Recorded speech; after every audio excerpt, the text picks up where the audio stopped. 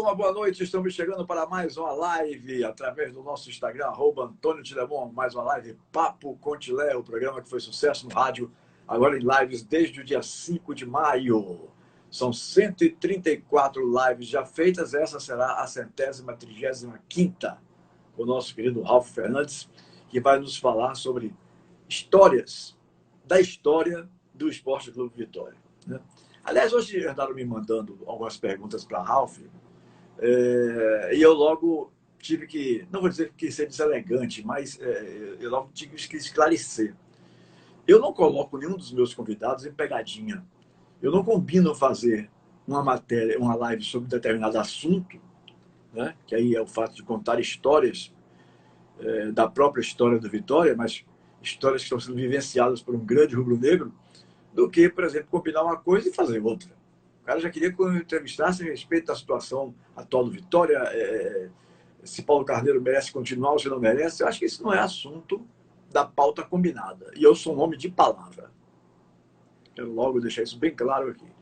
Nós vamos falar sobre história, em determinado momento, uma coisa ou outra pode se tocar em algo que seja direcionado, né, à gestão, assim, mas não profundamente, porque não foi esse o meu acerto, não foi isso que eu combinei com o Ralf para a gente fazer hoje aqui, né? Ralf tem distribuído aí em grupos onde, lógico, estão torcedores do Vitória, torcedores, dirigentes, sócios, né? Tem distribuído algumas histórias sobre o ano a ano do Vitória, desde que ele tem tido essa vivência mais dentro do clube, né? E eu achei interessante, porque, por exemplo, eu nunca vi ninguém se preocupar em anotar tantos detalhes, né? As postagens dele são bem minuciosas, vamos dizer assim, bem minuciosas, né? A respeito do ano vivido pelo Esporte Clube Vitória, né? Agora, pode ter uma pergunta, por exemplo, que seja direcionada àquele ano, e ele, como uma pessoa que viveu aquilo, né? Ele possa nos esclarecer melhor, dar uma opinião melhor de quem está vivenciando dentro do clube. Mas em nenhum momento eu combinei com Ralf para falar aqui como secretário executivo do Conselho Deliberativo. Não foi isso que nós combinamos. E como eu sou uma pessoa de palavra, eu não vou fazer isso. Bom, eu até achei que fui um pouco deselegante, porque a figura que colocou isso é uma figura maravilhosa, um querido companheiro, não vou citar nem o nome aqui, porque não vem ao caso, né? Mas foi a primeira coisa, olha, não me pautem não, porque as pautas são feitas por mim, né? E tem situações, por exemplo, uma live, como eu faço aqui, 3 vezes na semana. Essas lives, elas, assim como era o Papo com Tilé, nas 2 rádios em que ele foi apresentado, na Tudo FM inicialmente, depois 4 anos na Rádio Metrópole, a ideia do programa é contar histórias, né? E isso, para mim, foi assim, uma coisa maravilhosa, porque como eu não estou mais como repórter, como comentarista, eu já me aposentei do rádio desde 26 de fevereiro de 2019, vai fazer 2 anos agora, no próximo dia 26 de fevereiro, né? Eu, então, não tenho essa preocupação de estar dando aqui notícias em primeira mão, bombas, nada disso. Eu preciso conhecer um pouquinho da história do meu convidado para saber o que perguntar a esse meu convidado, né? Mas a ideia da live é a mesma ideia do Papo com Tilé, contar a história.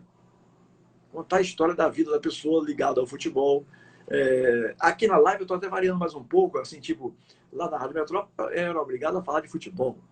Eu tentei fazer com que a rádio entendesse que poderia ser de assuntos gerais, mas Chico Guedes me dizia sempre, não, sua cara é a cara do futebol, então tem que ser futebol. Só que aqui não, aqui eu estou ouvindo médicos sobre determinados assuntos, por exemplo, do Covid, do coronavírus, né? Teve nutricionista, já teve fisioterapeuta. Então, assim, eu tenho feito lives sobre assuntos gerais, mas a maioria delas é ligada ao futebol. Muito bem. Ralf, eu gostaria que, claro que você é uma figura muito conhecida, principalmente nos meios rubro-negros, mas eu gostaria que você fizesse uma espécie de apresentação. Quem é Ralf Fernandes? Como foi que ele chegou ao Vitória? Vamos começar por essa situação. Um Vamos abraço, lá. boa noite, muito obrigado, viu, Ralf, por atender o nosso convite. Ok, Tilé, boa noite à torcida rubro-negra e, evidentemente, aqueles torcedores também que não são torcedores do Vitória, que te acompanham. Você tem uma credibilidade muito grande no meio esportivo, principalmente aqui de Salvador e da Bahia, pode ser diferente, tá? Então, deixo meu abraço aí a todos os seus ouvintes, tá? E eu estou no Vitória, eu sou frequentador ainda de Campo da Graça, assisti jogos no Campo da Graça, aí depois a velha Fonte Nova, a nova Fonte Nova, o Barradão, que é nossa casa, é um lugar que o torcedor do Vitória se sente muito bem. E a gente chega no clube, Tilemon, você tem experiência muito bem nisso aí, pela dedicação a gente àquele clube, pelo amor que a gente tem àquele clube. A gente começa a conviver com as pessoas que estão à frente do clube, e a gente termina chegando, como eu cheguei no Conselho Deliberativo do Vitória lá em 2013, tá? Vários amigos meus que eram conselheiros, e aí fui me apropriando das coisas do Vitória. Eu gosto muito de estatística, eu gosto muito de números, como você próprio falou aí. Eu tenho aqui dados que são coisas assim que eu vou falar de alguns dados, algum desses dados aí, porque para a gente chegar para contar aquela história como eu faço naqueles episódios, eu tenho que ter muita informação, tá? Sim. Realmente eu tenho que ter muita informação. E eu estou sempre pontuando que são informações públicas. Eu não trato de nenhuma informação do Vitória, até porque eu tenho um cargo estatutário, eu tenho uma responsabilidade muito grande com isso. E as coisas do Vitória, do Conselho Deliberativo, que eu sou secretário executivo, como você bem me apresentou aí, eu tenho muito cuidado com todas as informações. Então, a minha atuação no Vitória é exclusivamente no Conselho Deliberativo e lá no nosso Barradão assistindo jogos aí que a gente vai voltar a assistir. Então, Tilemon, o que aconteceu? Quando veio a pandemia lá em março, e a gente ficou em casa, né? Eu trabalhando em home office, nunca parei de trabalhar, a minha atividade principal. E aí à noite eu sentava aqui e comecei a tabular. Comecei a tabular muitas informações, né? Basicamente do Campeonato Brasileiro da Série B, onde nós estamos. Eu fiquei atento realmente às informações. Concentrou as suas pesquisas com relação à Série B, a participação Série do B. Vitória na Série B. Assim, e com dados, estou sempre pontuando, públicos. Então eu pego todas as súmulas, termino uma rodada, mais ou menos assim, termino uma rodada como terminou a rodada ontem, né? Logo depois do jogo eu atualizei os meus arquivos, que só tinha um jogo, teve o jogo do Oeste, mais cedo com o Paraná que eu atualizei, e atualizo tudo através do site da CBF, né? As informações eu pego todas no site da CBF. Então, que são informações oficiais, né? Só oficiais. Então eu tenho, Tilemon, vou falar um pouquinho sobre isso aqui. Eu tenho todas as informações dos modernos dos jogos, né? E particularmente do Vitória, eu tenho as informações de atletas, quanto tempo ele jogou, cada jogo, quanto tempo ele jogou. É aquelas informações que eu passo aí nas redes sociais, né? Então isso é uma coisa assim que me dá muito prazer. Então, volto a repetir para você. Terminou a rodada, eu sento aqui na minha casa e em 1 hora eu faço tudo isso, né? Não gasto mais de 1 hora, até porque os meus arquivos, as minhas planilhas, todas elas falam, né? Elas estão interligadas e tem uma facilidade muito grande. Somente copiou, colou árbitros, assistente, cartões, que tipo de cartão o atleta tomou, se foi uma falta, se foi uma reclamação em disciplina, tudo isso eu tenho. Você perguntar a qualquer atleta aí, da Série B, todos os jogos da Série B, eu tenho essa informação, que o atleta tal, no jogo tal, tomou um cartão por esse motivo. Basicamente, eu classifico os motivos como falta de jogo, reclamação em disciplina, às vezes reclama, às vezes comete indisciplina, dá um puxão num atleta, num colega, no jogador, no próprio colega, enfim, né? Tem aqueles atletas que tiram a camisa, que tomam cartão, também está anotado. Tem aqueles atletas que atrasam o jogo, também está anotado. Entendeu? Então, só para você ter ideia, falando de cartão, porque são muitas informações, e a gente, evidentemente, não vai ter tudo isso de cabeça, por lógico, né? É óbvio. Né? Lógico. Então, em todos esses jogos da Série B, até ontem, os 370 jogos realizados, daí que eu tiro as informações para fazer os meus episódios do Contando a História. Aí eu vou tirando as coisas e vou contando a história, aí eu volto lá, falo da eleição, quantos sócios estavam habilitados a participar daquela eleição, quantos votaram, aquilo ali que a gente vai chegar para falar disso depois, porque tem muita informação. Tudo pública. Então, Tilé e ouvintes, dos 370 jogos, o último realizado do Vitória, foram distribuídos 1.965 cartões.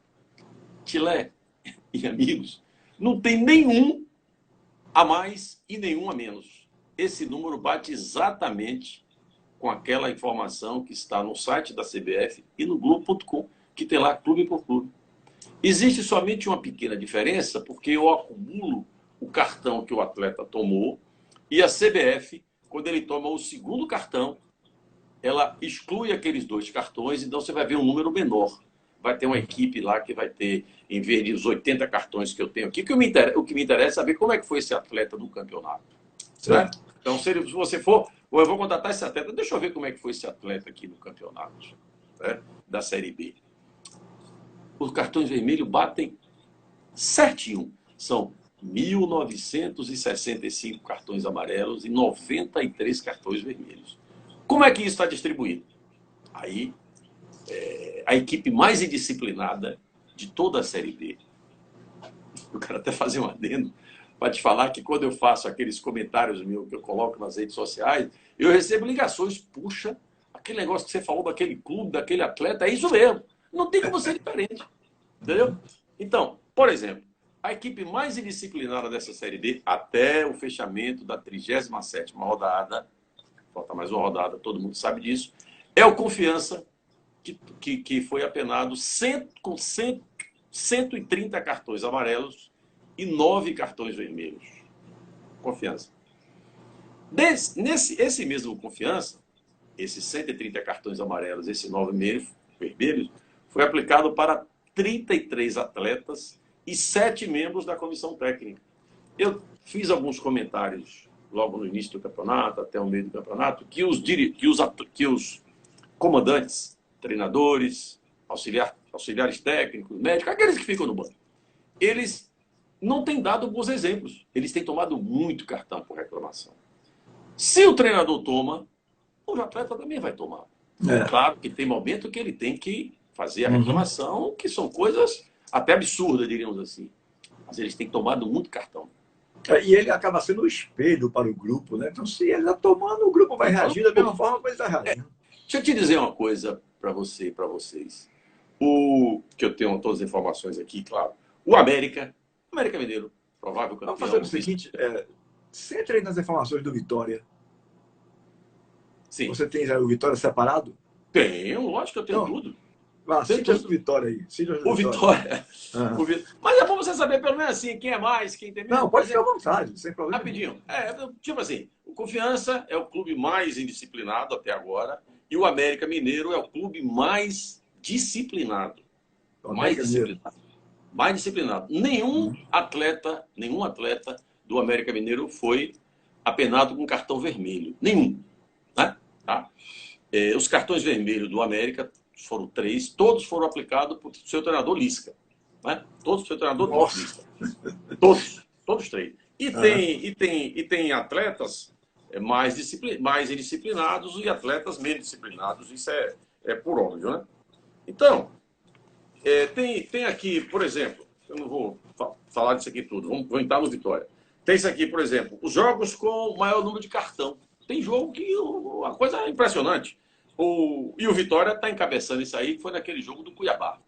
Eu tinha, inclusive, feito um comentário, porque o árbitro é árbitro que aplica muito cartão. Eu tenho todos os árbitros que aplicam mais cartão. Tá? Ele aplicou 16 cartões amarelos e 3 cartões vermelhos nesse jogo. Foi o jogo que teve mais cartão. Depois Avaí e Confiança com 13-2 e assim sucessivamente. E tem aqueles jogos sem cartão. Tem jogo que não teve cartão. Tipo, América e Cuiabá na segunda rodada não teve cartão. Estou pulando tudo aqui, viu? Sampaio Corrêa e Figueirense na quarta rodada não teve cartão. Operário e Cuiabá também. Cuiabá e Paraná. Oeste e Paraná. O Paraná, né, rebaixado, e é um clube que não é um clube indisciplinado. Guarani e América e Cruzeiro Oeste. Então, essas informações são informações que eu vou apurando para chegar naquele trabalho que eu faço contando a história, voltando para você. Uhum. Né? Aí, vamos falar do Vitória um pouquinho aqui diretamente, que é a participação dos atletas nos jogos. Claro que o Vitória deve ter isso aí tudo, com certeza, mas eu faço a coisa, falando para você aqui, como curioso. Curioso. E para me distrair, como eu acabei de falar para você.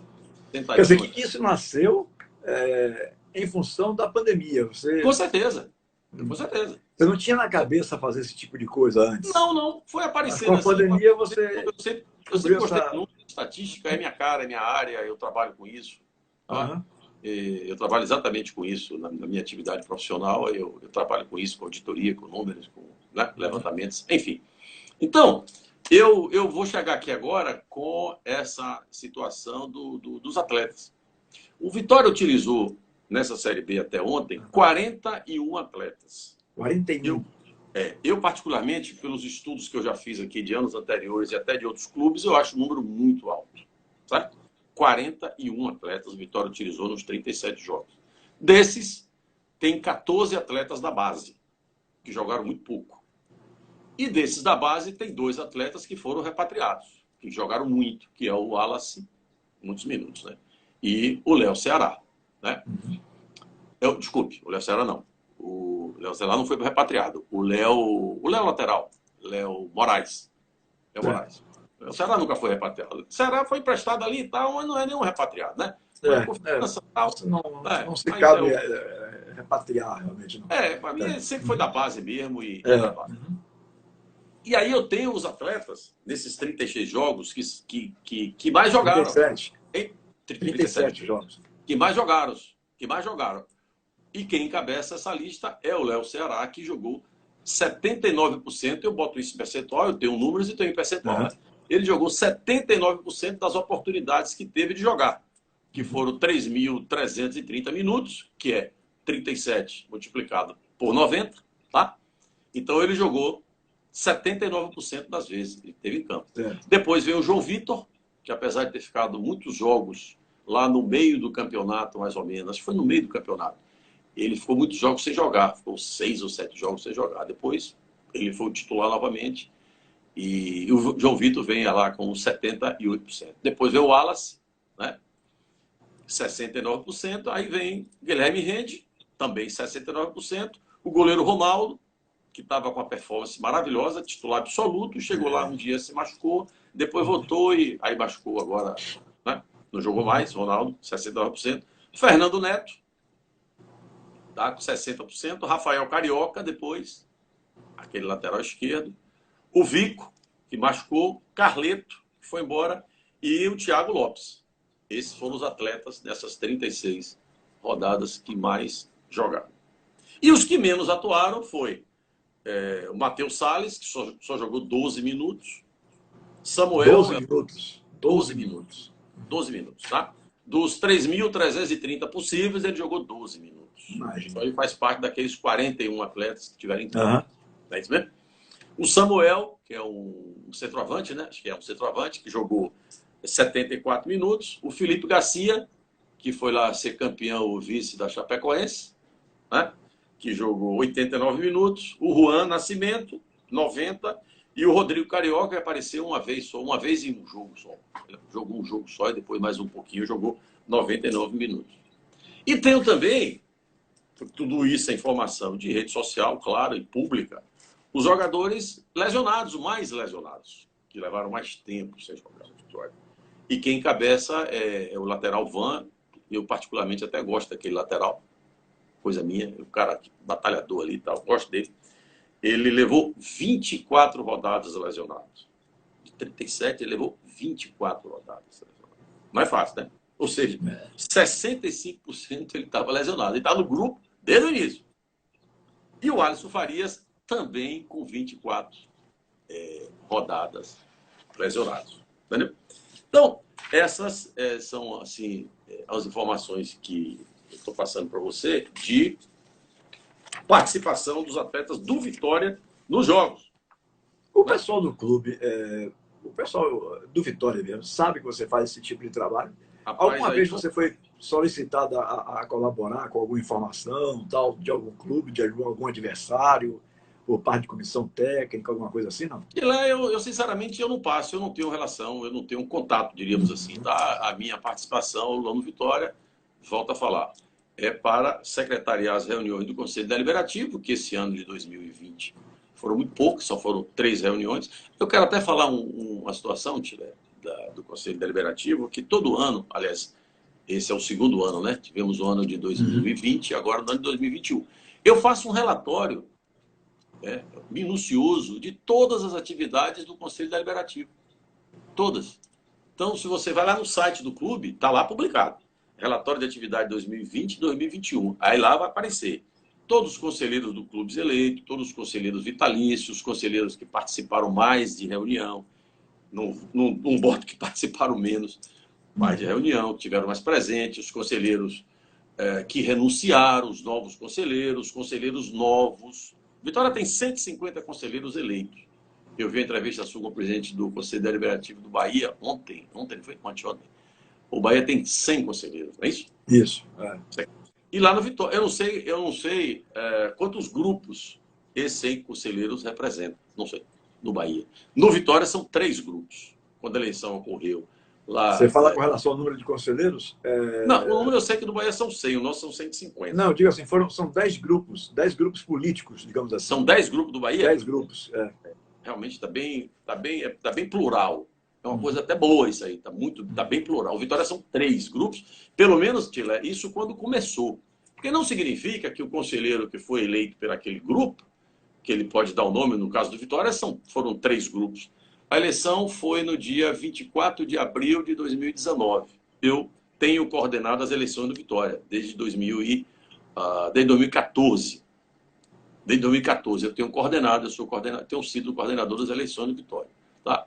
Então, essa última eleição do Vitória, que foi a eleição antecipada, que foi em abril, exatamente dia 24 de abril de 2019, que era para ser em dezembro de 2019, tá? 3 grupos se inscreveram e 4 grupos se inscreveram no Conselho Deliberativo e 3 alcançaram o percentual para colocar conselheiros. Um não conseguiu, que é o percentual de 15%. Né? Um grupo colocou, chamado Vitória Gigante, colocou lá 87 conselheiros, o maior de todos. O outro grupo, chamado 100% Vitória, colocou 35 conselheiros, se a memória não me falha aqui, mas acho que não vai falhar. E outro grupo chamado Frente Vitória Popular colocou 27 ou 28 conselheiros, que aí vai fechar esses 150 conselheiros eleitos. Bom, não significa que os 87, nem os 35, muito menos os 26, ou 27 ou 28, eles vão permanecer nesse grupo político até o final. Pode ser que não. Ele pode, entre aspas, mudar de partido. Isso é lógico. Isso é democracia. Às vezes alguma discordância e pede para sair desse grupo. Então, então, pode ser sim, com certeza. Então, quando eu faço a publicação do relatório anual do Conselho Deliberativo, eu tenho todas as informações. Aí vai dizer lá aquele conselheiro.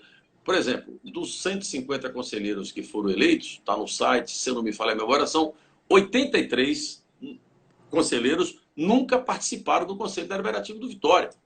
São novatos, digamos assim. São novatos. Porque quando eu cheguei no Vitória lá, que eu fui secretariar primeiro o deputado Zé Rocha, foi o primeiro mandato dele lá no Vitória, eu comecei a catalogar o nome de todas as pessoas que já estiveram no Conselho Deliberativo do Vitória. Negócio bacana aí. Você vai me perguntar assim, poxa, essa pessoa já foi conselheiro do Vitória, eu vou lá, busco, eu tenho um arquivo com isso aí. E está no Vitória. Eu deixo isso lá no Conselho Deliberativo. Não está comigo, não. Eu deixo lá no Conselho Deliberativo. É bom que fique claro que eu estou lá hoje colaborando e tal, mas tem que alguém ir para o meu lugar lá, um dia, uma hora e tal. Né? Então, esse relatório, dessa parte, é muito bacana, porque ele tem todas essas informações. É bem minucioso, né? É bem minucioso, é verdade. É bem minucioso. Isso né? É uma gama de informações realmente interessantíssimas. Para a história do próprio clube, na verdade.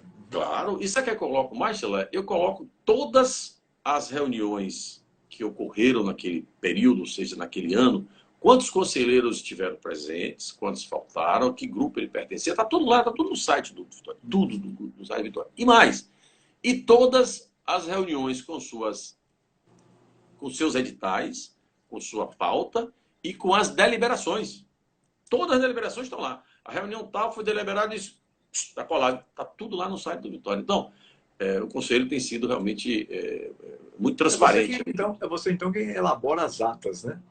Sim. Das próprias reuniões do Conselho, como secretário executivo. Sou eu que faço.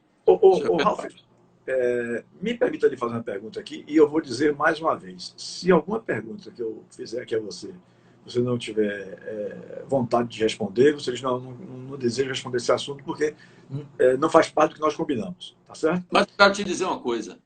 Eu quero dizer uma coisa que eu te dizer na instante e não te falei. E eu não corro de nenhuma. Aqui eu sei, mas é que eu gosto de honrar com a minha palavra. Eu gosto de honrar com a minha palavra e nós combinamos uma coisa, né? Mas aí, com as respostas que você tem dado, me veio uma pergunta aqui na mente. Eu não trago nenhuma pergunta escrita. Eu começo a live como começava os programas nas rádios Tudo e Metrópole FM, né? Eu conheço um pouco da história, que eu sou da década de 70, então esse pessoal todo que milita no futebol hoje eu conheço, então eu consigo desenvolver as lives, os programas no rádio, sem precisar estar anotando perguntas para fazer, botar alguém em paredão. A intenção não é essa, né? Mas como você falou de eleições aí, eu me lembrei de uma coisa interessante. Você acha que o Vitória estava preparado realmente para viver um momento de democracia ou não? Tilé, essa pergunta é uma pergunta bem bacana. Eu acho que era um caminho sem volta. Tá? Era um caminho sem volta.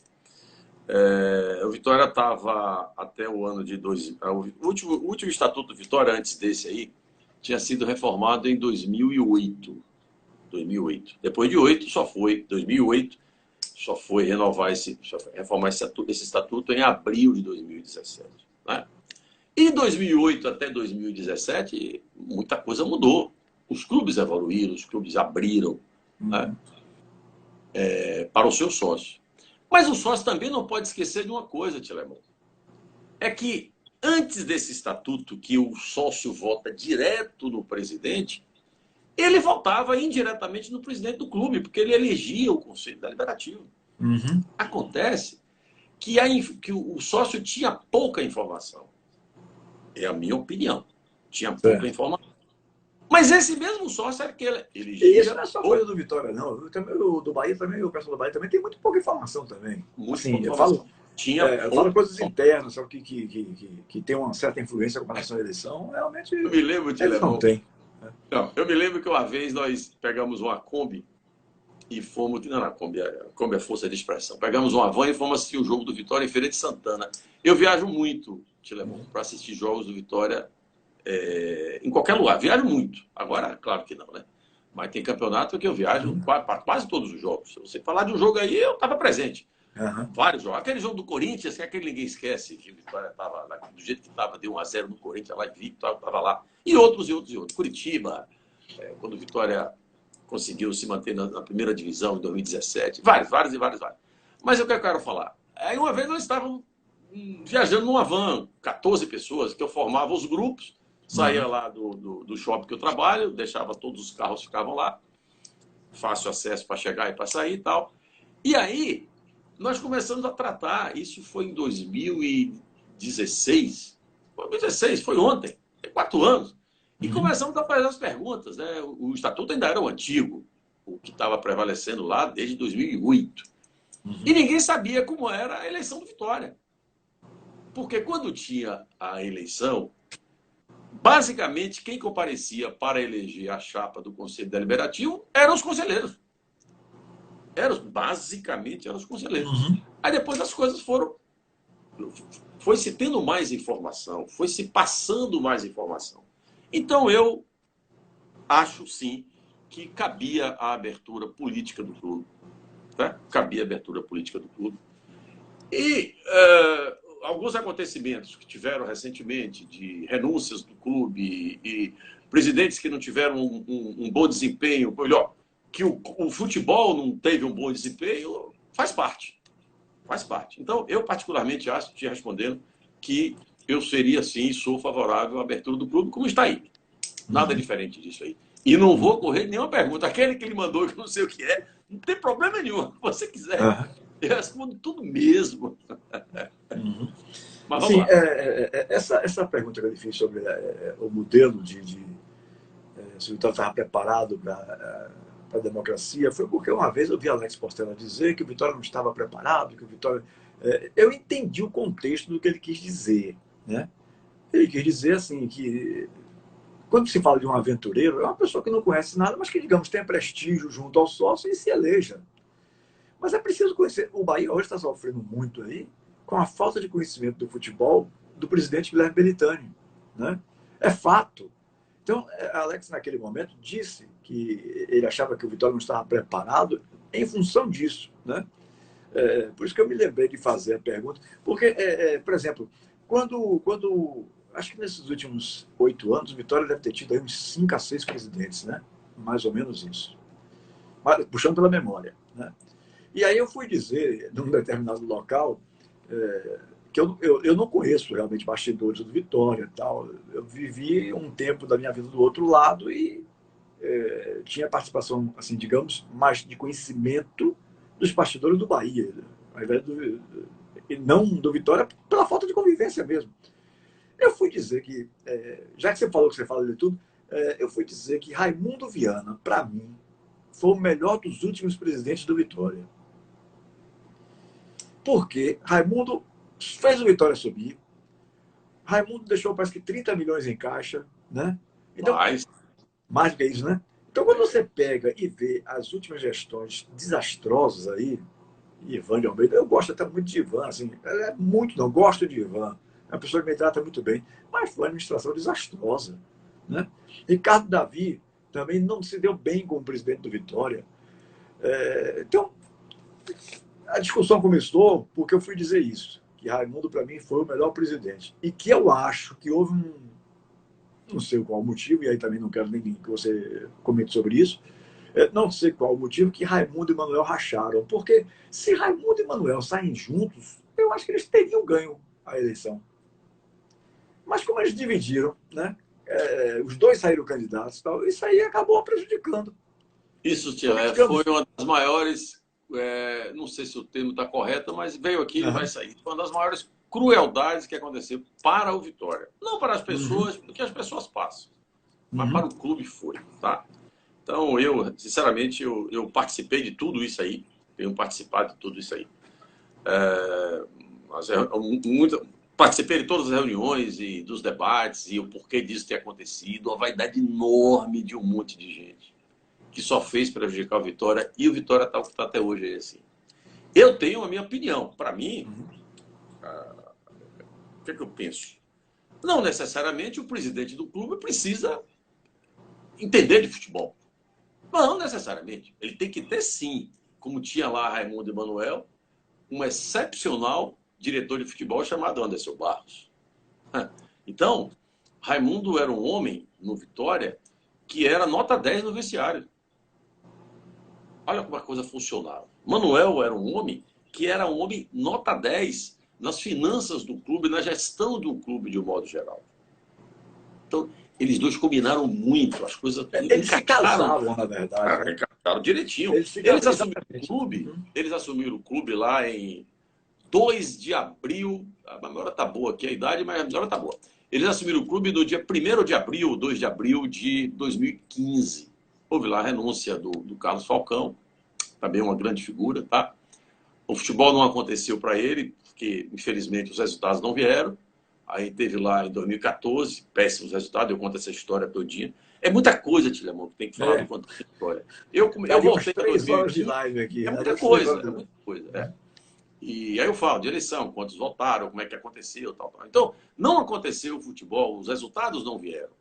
Aí o Falcão, juntamente com o Epifânio, o Falcão foi eleito pelo Conselho Deliberativo, à época era assim, substituindo o Alex Portela. Ele, a questão dele pessoal, eu sou radicalmente contra a renúncia, é a opinião minha, mas eu sou radical mesmo. Quando vejo falar nisso, quando alguém comenta isso comigo, eu caio para trás. Eu sou Uhum. radicalmente contra. Mas tem as coisas de foro íntimo. Ó, o Falcão quis, aquela É, história, uhum, tanto ele como ele. verdade. Para mim, Muitas vezes eu sou mais sendo pressionada, está sendo, né? Eu estou mais do enfrentamento. Tá? E a renúncia tem que ser aí a última coisa a acontecer. Você pode tomar, como dirigente do clube, outras providências. O estatuto dos clubes, ele está aí. Mas você, qualquer um, ir para a rua, ir para a mídia, formar opinião, para dizer, não, renuncie, não é assim. Entendeu? Então, o Vitória tem essa história de renúncia que é terrível. Ela é terrível. Eu vou falar rapidinho para você aqui de uma história de renúncia, já que você falou nisso aí, que tem lá um episódio do Contando a História, se não me falha a memória, é o Contando a História número 4. Não dá para falar, não vamos falar tudo hoje não, Vitor. Não tem condição não. Do Contando a História 4, que é exatamente assim. Eu chamei eu dei o título desse episódio de A Vulnerabilidade dos Poderes Constituídos do Vitória. Vulnerabilidade. A vulnerabilidade dos poderes constituídos. Foi o título que eu dei nesse episódio que eu vi. E aí eu falo como começou as eleições, E vou somente resumir para você, para dizer assim, rapidamente falando. No dia 15 de dezembro de 2016, a Assembleia Geral do Vitória elegeu um novo Conselho Deliberativo. Olha o que aconteceu com o Vitória de lá para cá. Então, 15 de dezembro de 2016, a Assembleia elegeu lá os 270, eu também coordenei essas eleições, os 270 conselheiros. À época, quem definia o quantitativo de conselheiro do Vitória, no estatuto que vigorou até 2017, era o presidente do Conselho Deliberativo. O deputado Zé Rocha sentou, eu estava presente, ele, Raimundo, Manuel, Epifânio e mais outros lá, e disse, não, vamos botar, eram 350, vamos reduzir aqui pelo número de quantidade de sócios que tem para também vou beber alguém aqui, dá licença aí. Para 270. Vamos lá. Aí, ganhou lá uma chapa chamada Vitória do Torcedor, que tinha lá Ivan, Genô, a turma toda lá que assumiu Vitória naquele momento. No dia 19 de dezembro, no dia 19 de Silval, tal. No dia 19 de dezembro, esse Conselho Deliberativo se reúne, tá? Esse Conselho Deliberativo se reúne e elege o Ivan de Almeida presidente do Vitória. 19 de dezembro de 2016. O Ivan de Almeida, concomitante, indica a este Conselho Deliberativo o seu vice-presidente administrativo e financeiro. Tudo isso era assim que funcionava no Vitória. O Estatuto do Vitória era assim. Aí este conselho homologa essa indicação do Ivan de Almeida e fica Ivan de Almeida, presidente, e Agenor Gordilho, vice-presidente do Vitória. Ao mesmo tempo, eles indicam os diretores e tudo começou lá, exatamente nesse dia 19 de dezembro de 2016. Quando chega no dia 31 de maio, o diretor de futebol, Simval Vieira, 31 de maio. Tudo isso é público, viu, torcedor? Público. Está no site, está nas redes sociais, está em todo lugar. Olha a vulnerabilidade do poder constituído. No dia 30, em maio, já no dia 31, o diretor de futebol, Simval Vieira, solicita desligamento do cargo. Aí foi o que aconteceu lá, aquela pressão que ele recebeu de tudo. Sai o diretor de futebol. No mesmo dia, o diretor jurídico também solicita desligamento. Estavam dois. Diretor de futebol e diretor jurídico no mesmo dia. Quando chega em julho, 19 de julho, o Ivan de Almeida solicita licença do Vitória por 90 dias. Licença do presidente do conselho, diretor do clube. Quando chega no dia 24/7, o Petkovic é demitido do cargo de diretor de futebol do Vitória. Ele foi demitido. Diretor de futebol. Já saiu Sival, que pediu para sair, Augusto Vasconcelos, jurídico, e agora veio o diretor de futebol, Petkovic. Quando chega no dia 25/8, o presidente do Conselho Fiscal do Vitória renuncia ao cargo. Olha os poderes constituídos do clube. O presidente da Assembleia Geral, o presidente do Conselho Deliberativo, que é o mesmo, o presidente do Conselho Diretor, Conselho Fiscal. Esses são os poderes do clube constituído. Igual a Bahia. Quando chega no dia 17/10, o Ivan de Almeida solicita a renovação de licença. Está lá tocando o clube o Agenozinho. Beleza.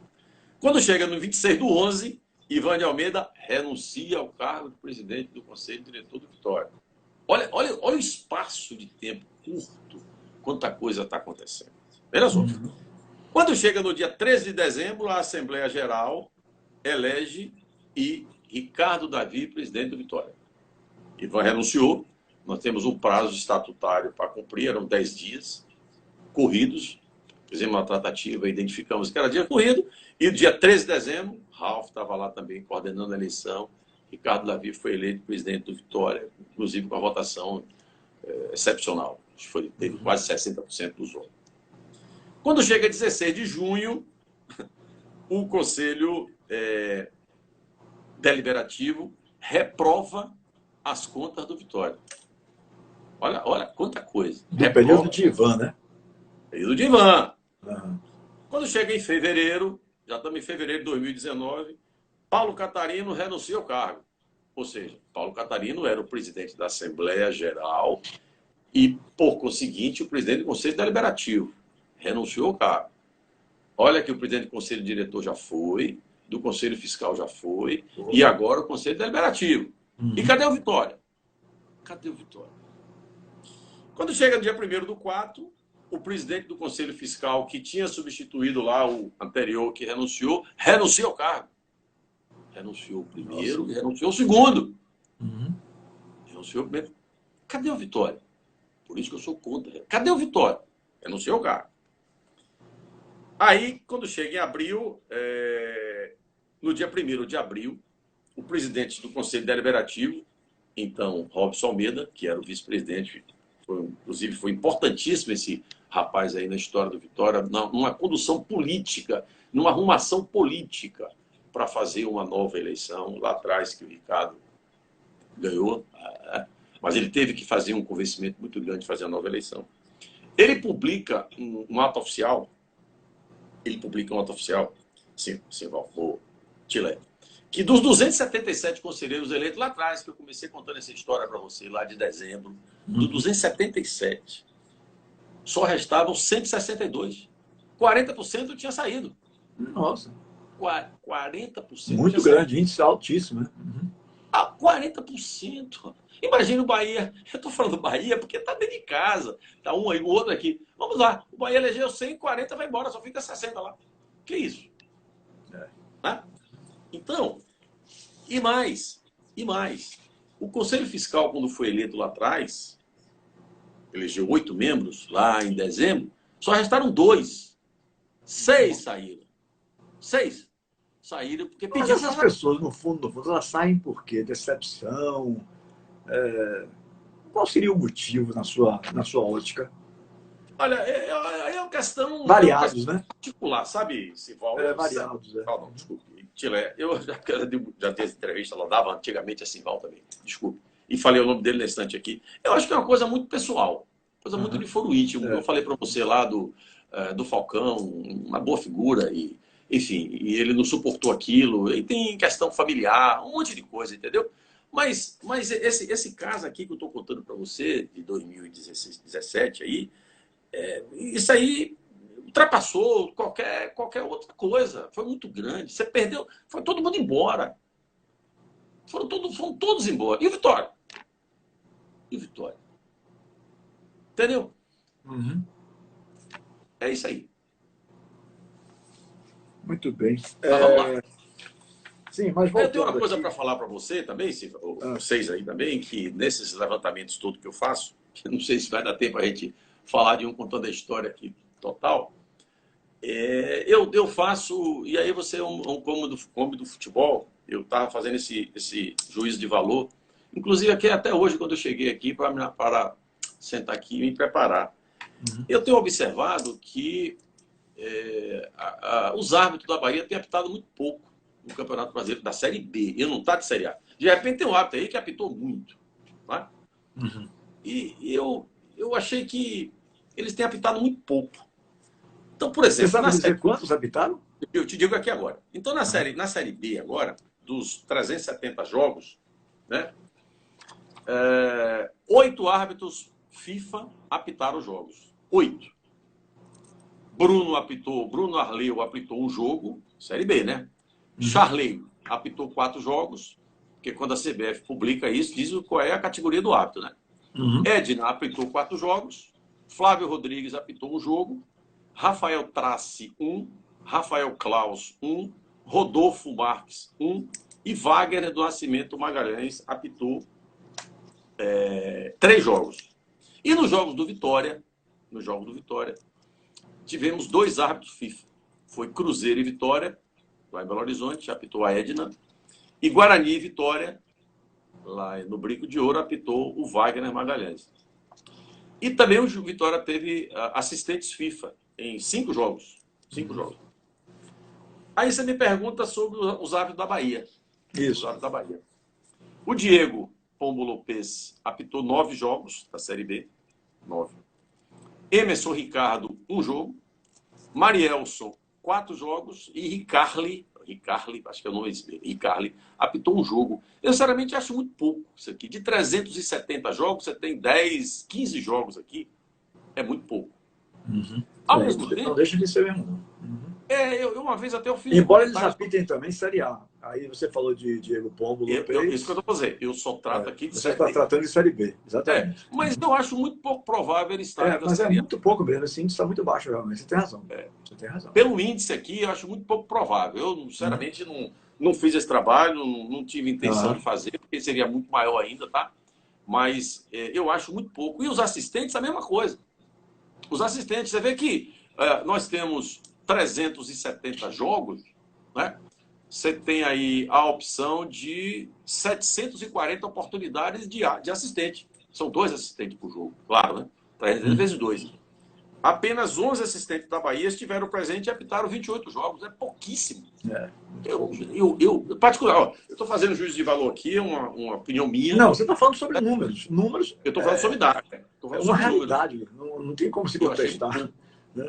Eu uma vez, inclusive, fiz um comentário e mandei até para nosso querido amigo Manuel Lima Matos. Manuel Lima Matos, que foi árbitro. Sabe quem é Manuel Lima Matos? Comentarista de rádio hoje. Mas comentarista de rádio e tal. Ele realmente concordou comigo, que estava muito pouco essa quantidade de... Não, está mesmo, sem dúvida. Ralf, nas suas histórias aí, para poder eu ainda focalizar suas histórias. Sim. Você aponta algumas vezes que o investimento não foi bem executado. Algumas vezes você diz isso, né? Pelo menos. Qual foi, na sua opinião, o pior desses investimentos? Como historiador, aí, no caso. Rapaz, eu acho a arte de contratar realmente é uma arte, né? Como eu digo, o presidente ele não tem a obrigação de saber contratar. Tem que ter um diretor de futebol para contratar, que conhece o futebol, conhece o atleta. Tem um que eles chamam aí de scout do atleta, né? Eles falam muito disso, né? Tem que ser muito bem feito. Mas nós tivemos atletas no Vitória, aí eu tenho que puxar pela memória aqui, que eu não vou pegar papel aqui. Para poder lhe ajudar um pouquinho, teria sido o pacote argentino? Eu falo muito do pacote argentino. Aquele pacote argentino foi cruel. Aquele pacote argentino eu falei sobre daquele pacote argentino e eu dei dados, né? Eu dei o quê? Quantidade de minutos que os atletas jogaram. Como ele chamou de minutagem. Hoje ele chama de minutagem. De minutagem, né? Eu falei sobre isso. Eu posso até achar que não é muito difícil. Porque aquele trio, meu amigo, de Walter Bol, de Marcelo Benítez e de Marcelo Melli, né? Cruel. Eu dei os seguintes títulos aí da série de 2015 para cá, quando eu comecei a fazer o trabalho, e estou concluindo agora 2019. Em 2015, foi o último acesso do Vitória. Foi em 2015. 2016, contando a história, eu falo, foi no sufoco, mas permanecemos. Aí eu conto a história lá do jogo do Curitiba, que Marinho fez chover lá em Curitiba. Você lembra desse jogo, né? Marinho é fantástico. Marinho merece uma oportunidade na seleção brasileira. Eu falo desse jogo. Depois eu falo, eu vou chegar em 2017, esse pacote aí. Depois eu falo da vulnerabilidade e eu falo do 2018, que eu digo assim que a bola pune. E depois tem aquele de 2017. Eu li esse e tem aquele que eu falo do São Túlio de Melo, daquele gol da Chapecoense. Você lembra daquele gol? Teve até gente que não gostou quando quando eu falei de São Túlio de Melo, que... Não, mas não foi ele que salvou a vitória. Eu chamei de episódio de salvo pelo gongo. Eu falei de salvo pelo gongo. Foi. Ele foi salvo pelo gongo. O Vitória estava com 10 segundos, o cara fez um gol lá, a Vitória voltou para a Série B. Ou, desculpa, para a Série A. O Vitória tinha caído ali. Então, realmente, foi salvo pelo gol. Agora, esse caso eu chamo... e tem um episódio lá também de 2015 que eu chamo do Escumito, que foi... O Vitória estava jogando lá na Arena Fonte Nova, você deve se lembrar disso também, com a Luverdense. Um jogo dificílimo, um jogo do tempo. Tinha Esse jogo foi no dia 21 de novembro. Tinha um queridíssimo amigo do meu lado, que era diretor social, uma figura fantástica do Vitória. Precisa voltar para o Vitória. Tem muita gente que precisa voltar, que é Heron Almeida. Figuraça, era conselheiro do Vitória há 40 anos. Esse último acesso aí, puxando pela memória, você está com uma memória mais fresca sobre o Vitória 2015. Foi com o Raimundo Viana, não foi? Raimundo Viana sim, foi com o Raimundo Emanuel. E aí eu chamo de Escumito. Inclusive, o Vitória começou mal aquele campeonato, perdendo para o Sampaio Correia. Eu falo tudo isso aí. E depois foi se recuperando, e aí, o jogo muito difícil, eu falei do queridíssimo amigo Heron, porque ele viu que eu não estava passando bem, porque o Sampaio Corrêa jogou muito no primeiro tempo. E o Vitória precisava daquele resultado de qualquer jeito. Aí o Escudeiro achou uma bola lá, que ele chutou uma bola, aquela canhotinha dele maravilhosa, fez aquele gol fantástico, e aí abriu o jogo todo, né? Mas, voltando aí, Tile, a essa coisa desse pacote aí, esse pacote foi cruel. Esse pacote foi cruel. Nesse episódio que eu escrevi da bola pune. Eu vou achar muito fácil aqui. Eu falo que não tínhamos o Di Marinho e tal. E aí, nesses contando a história, eu falo quantos treinadores o clube teve na temporada, né? Eu falo quantos atletas o clube utilizou. Por exemplo, em 2018, o Vitória utilizou 46 atletas. É um número muito alto. Pelo menos eu acho muito alto. Né? Sim, em 2015, concordo com você. Em 2015, quando a gente subiu, foram 30 e poucos atletas, 33, 34, está aqui também. Né? Eu acho muito alto. Mais enxuto, né? E aqui. Eu falo das contratações equivocadas, que muitas foram equivocadas, né? E aí eu falo, exemplificando o pacote argentino constituído de Walter Bol, Benítez e Marcelo Melli, né? Aí eu digo aqui que eu resgatei uma entrevista do presidente do clube, que o Vitória estava devendo, está na rede social, isso aí é público, 1.800.000 à época, né, ao Walter Bol, ao Boca Juniors, e 700 mil ao Walter Bol, né? E aí eu falo que ele jogou muito pouco. Quer ver? O Walter Bol jogou... Marcelo não fez um gol sequer, né? Ele jogou 38% das oportunidades que teve de jogar. Quando eu falo percentual, é você multiplicando. Quando ele entrou em forma para jogar, vezes os 90 minutos. Ele jogou apenas 486 minutos de possíveis 1.260, que representa 38%. Um jogador caríssimo, um investimento altíssimo, e não deu certo. Os outros dois é a mesma coisa. Um jogou 23% e o outro jogou 37%. Aí eu lamento realmente o equívoco da contratação e que não era aquilo que a gente esperava. Né? Não era aquilo que a gente esperava. E outra coisa que eu falo muito também nesses Contando a História, Tilé, é o seguinte, é que todo presidente que entra muda o time todo. Claro que você faz contratos até final de temporada e tal, mas muda muito jogador, contrata muito jogador, passa um rodo assim no time, passa um rodo no clube e contrata mas aí muito uma coisa, aí uma coisa acho que você vai concordar comigo. Se contrata muito é porque contratou mal. Não quero falar isso. O que mostra os resultados do campo, né? Estou dizendo, generalizando assim. São os resultados. O Vitória vem de 2000. Aí quando eu falo lá de 2015, foi o acesso. 2016 foi aquele sufoco para permanecer na Série A. Né? Sufoco para permanecer na Série A. Não foi fácil. Eu falo quantas vezes o Vitória esteve na zona do rebaixamento. Eu falo em todos os episódios. Eu falo. Teve uma oportunidade, se eu não me falha a memória, 2017, está aqui no Contando a História.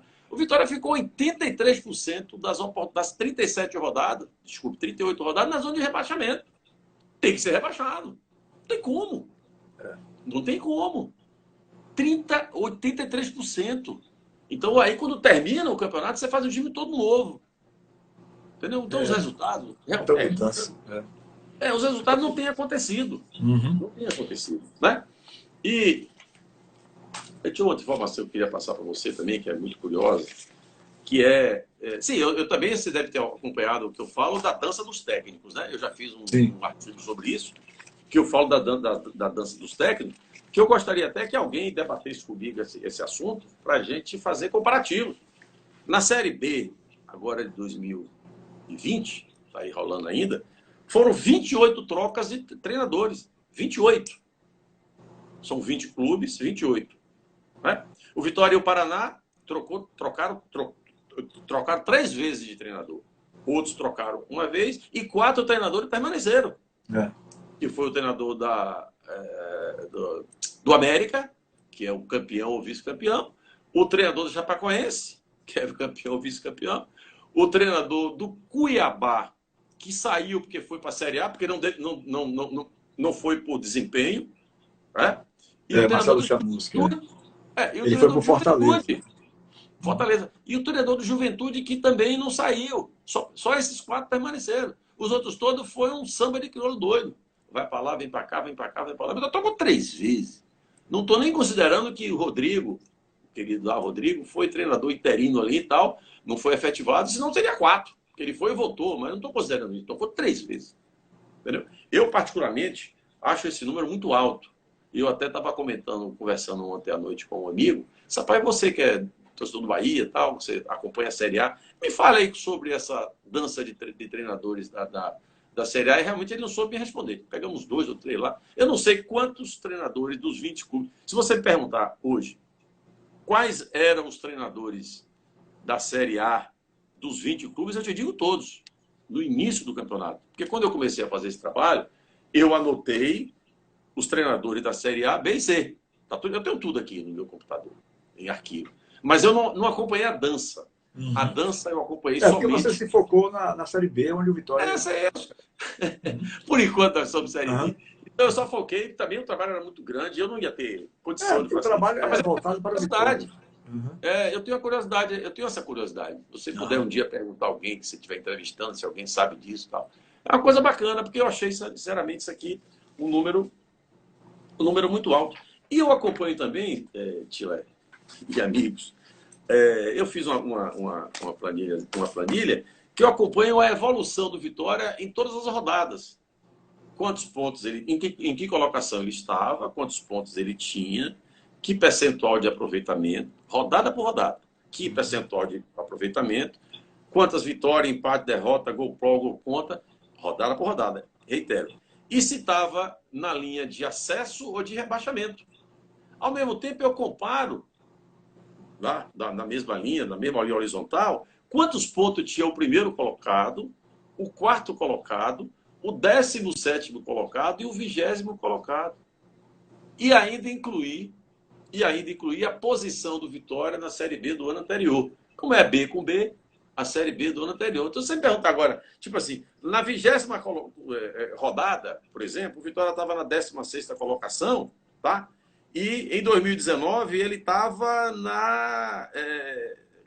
ele tinha na 20ª, 21 pontos.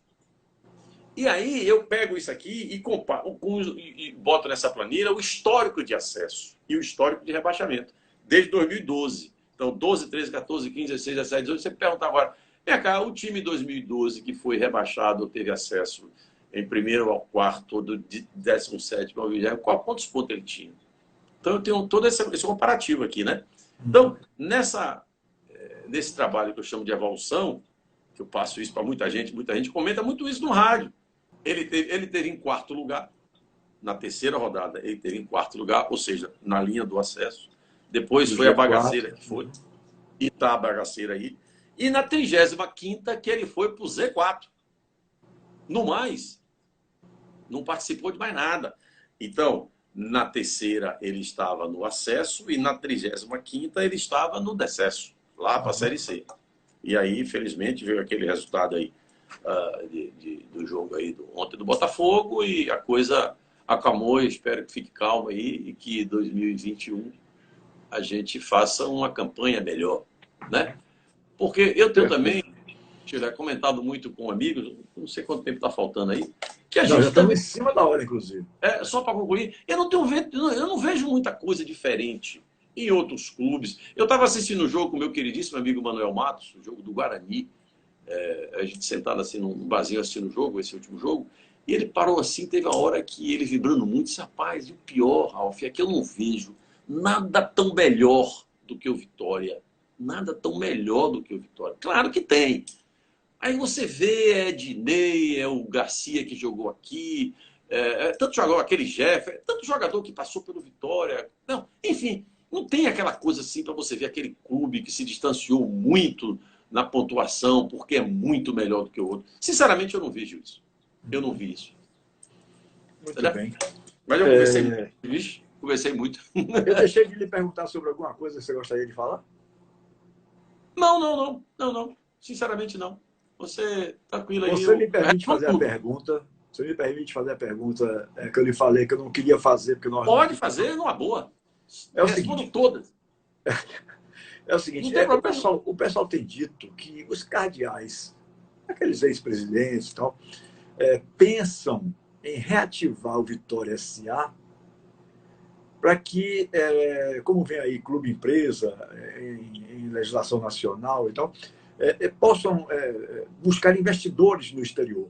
Só que isso causaria o quê? A falta da eleição direta para o comando do clube, porque quando se torna um SA, aí é um conselho de administração. Você acha que isso pode acontecer ainda? É cabível nos dias de hoje no Vitória? Ou você descarta isso completamente, Ralf? Qual é a sua visão sobre isso? Tilemon, olha só, eu inclusive faço parte do Conselho de Administração do Vitória S.A. Né? A toda a gestão, o Vitória S.A. tem a sua eleição do novo Conselho de Administração, né? Do novo presidente, do novo vice-presidente. Né? Eu faço parte. Então, eu não me apropriei de muita informação do Vitória S.A. Muita informação. O que foi feito o ano passado, tá? Foi uma atualização, tá? Uma atualização, inclusive de salário, quando o Vitória S.A. assumisse o Vitória, que fala assim muito, foi para a mídia que o Vitória vai pagar salário. Não paga nada. Quando o Vitória S.A. assumir, está lá na ata pública, que foi para a rede social, assumir a gestão do futebol do Vitória, tá? Os dirigentes lá, o presidente, somente o presidente do Vitória S.A. seria remunerado. Então, eu, sinceramente, eu não acredito muito que isso vai vingar. Então, o que foi feito foi uma atualização do que precisava fazer, das informações, do novo Conselho de Administração, enfim, de tudo. Eu, sinceramente, e particularmente, acredito que isso não vai vingar. Porque é complicado você fazer investimento de futebol, né, nessa monta. Quanto é que o cara vai ter que botar no Cruzeiro? 1 bilhão? Quanto é que o cara vai ter que botar no Vitória? Sei lá, 800 milhões? Eu, sinceramente, eu não acredito. Então, eu vejo mais essa coisa de SA, é a minha opinião, para um clube pequeno. Ou o cara vai botar no Bahia? O cara vai botar no Bahia, quanto é que vai botar no Bahia? 2 bilhões? Sei lá quanto é que vai botar no Bahia. Então, não é só assim. Então, o que você quer dizer que não é uma coisa tão fácil de acontecer para arranjar um investidor desse tipo. É isso que você quer dizer, não acredito. Então, por isso você não acredita muito nessa história. Não. E aí, disse assim, mas você participa do Vitória? Sim, eu participo porque o Vitória S.A. precisava de você atualizar os dados, as informações dele. E está atualizado. O Vitória S.A. está aí, existe, está pagando as dívidas que tem do Vitória. Está tudo lá no Profut. O Vitória S.A. não deve nada. Não deve nada? Vencido. Está pagando a dívida toda no Profut. Passado. Estou falando, não deve nada, não tem nada vencido. Tá? Nem pode. Não se perde o Profut. Vai entender agora? Então, é por isso que tem que ter o Vitória S.A. ativo. Tem que ter balanço, tem que ter conselho de administração atualizado, tem que ter tudo. É isso aí. Ralf, muito obrigado, meu querido, pela sua participação aqui. Foi um prazer enorme conversar com você, que é uma figura extremamente simpática. Obrigado. E dizer sinceramente, eu sou Bahia, né? Todo mundo sabe disso, não conta nenhuma novidade, mas eu não sou um Bahia daqueles que deseja que o Vitória se lasque, ou vice-versa, né? Por isso o Bahia tem que se lascar. Eu acho isso de uma sandice, rapaz, porque nós vivemos do futebol, né? Aí eu falo já eu como profissional, você é um secretário executivo do conselho que não é nem remunerado, me parece. Não, né? De hipótese alguma. Se quiser me dar uma Coca-Cola lá, eu não quero. Não, fala. Então, Todo dia. Aí é o seguinte, para quem vive do futebol, como eu vivo há 44 anos do futebol, seria um absurdo você Quer dizer, os dois maiores clubes do Estado, aqueles que podem... eu não sei, eu não consigo entender como é que isso entra em cabeça de torcedor, de cronista torcedor, sabe? Cronista torcedor. Porque o cara vive disso, ele tem que vender as publicidades dele. Né? De um tempo para cá, a coisa mais difícil do mundo é você vender um comercial. Né? Com a pandemia piorou mais ainda. E o cara está torcendo que ele é Bahia, que o Vitória se lasca. Quando ele é Vitória, quer que o Bahia se lasca. Mas isso é de uma sandice terrível. Com certeza. Eu me considero uma pessoa relativamente inteligente, nem que seja um pouquinho. Muito inteligente. Não vou entrar numa dessa, pelo amor de Deus. Ralf, boa noite, meu irmão. Boa noite, tudo de bom para você. Tá bom? Um abraço aí para o torcedor. Muito obrigado. Hoje eu conversei com Ralf Fernandes, nosso querido Ralf.